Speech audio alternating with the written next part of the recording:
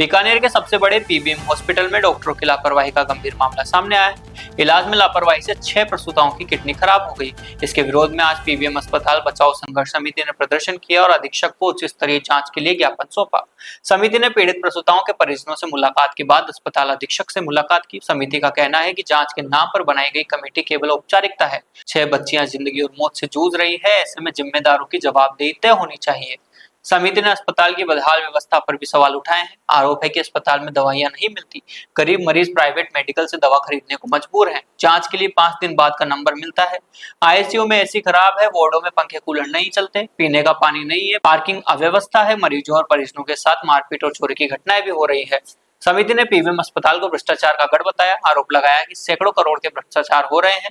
जिस अस्पताल का नाम पूरे प्रदेश में गर्व से लिया जाता था, उसे बर्बाद कर दिया गया है। समिति ने कहा कि जब डॉक्टर की लापरवाही की जांच डॉक्टर ही करते हैं तो नतीजा यही निकलता है कि मरीज के शरीर में खामी थी। अब सिर्फ औपचारिकता नहीं चलेगी।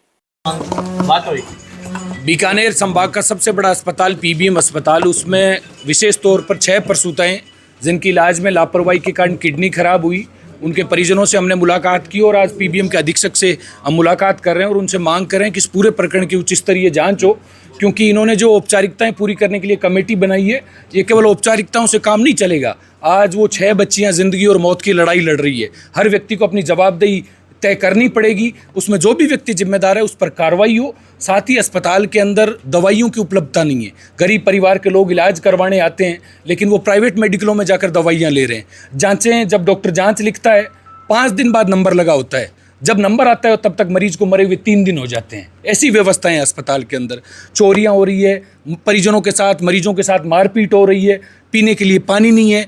यहाँ के आईसीयू है, उनके अंदर एसी खराब पड़े हैं, पंखे वार्डों के अंदर खराब पड़े हैं, कूलर खराब पड़े हैं और पार्किंग की व्यवस्थाएं सुचारू रूप से नहीं है। से आपकी बात हुई, क्या आश्वासन मिला आपको? अभी वार्ता चल रही है हमारी, उस वार्ता के बाद तय करेंगे कि हमें क्या तय करना है। लेकिन अस्पताल को सुधारने की ये जो लड़ाई है, ये हमने पीबीएम बचाओ संघर्ष समिति के बैनर तले इस लड़ाई को शुरू किया है और हमने संकल्प लिया है जब तक इस व्यवस्था को पूरा सुधारेंगे नहीं, जो लोग भ्रष्ट हैं उनके खिलाफ भी कार्रवाई हो। सैकड़ों करोड़ के भ्रष्टाचार हो रहे हैं पीबीएम अस्पताल में। एक भ्रष्टाचार का गढ़ बनाकर छोड़ दिया इन लोगों ने इस अस्पताल को। जिस अस्पताल का नाम पूरे प्रदेश के अंदर गर्व से लिया जाता था, उस अस्पताल को पूरी तरीके से बर्बाद कर दिया है। एक जागरूक व्यक्ति होने के नाते हमारी जिम्मेदारी है कि हम सड़क पर उतर के लड़ें, लेकिन इस अस्पताल को सुधारने का काम करें।